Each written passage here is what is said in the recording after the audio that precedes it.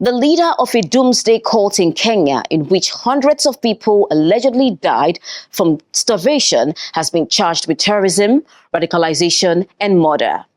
Paul Mackenzie and 94 others, including his wife, pleaded not guilty to all charges.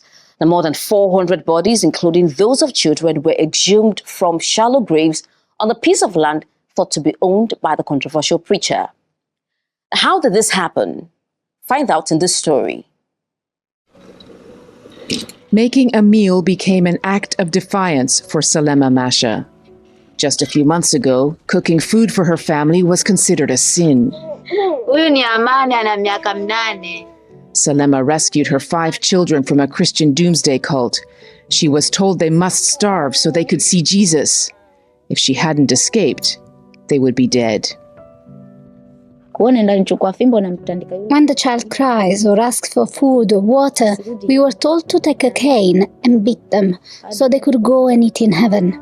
So I thought about it and I said, I cannot go along with this, and I can't eat while my child is starving. But how come so many parents could? Salema asked many questions about the meaning of the deaths all around her. We would gather every Saturday, and the pastor would tell us the world was coming to an end. He said we should fast and die because if we delayed, heaven would be full. But when I was fasting, God spoke to me. He told me this wasn't His will. Salema and hundreds of others had moved to the vast Shakahola forest, invited by their pastor. He sold them plots in what he called a new holy land. Now it's a crime scene, digging up mass graves filled with his followers. Unearthing grisly details. There was an order of death. Children went first, but not the pastor's children, and he went last. Those who resisted were beaten, even killed. Some of the bodies were strangled or suffocated.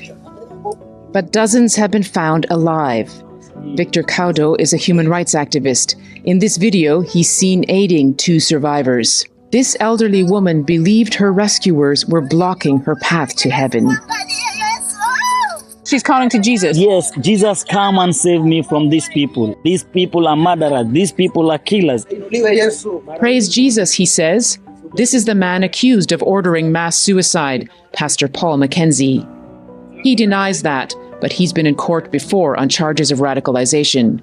That's when he decided to move to Shakahola.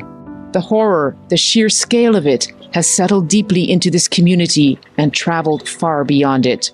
The agonizing question still of how this could have happened. In an update to this story, 429 bodies have so far been autopsied. 52.2% are female and 37.8% are male.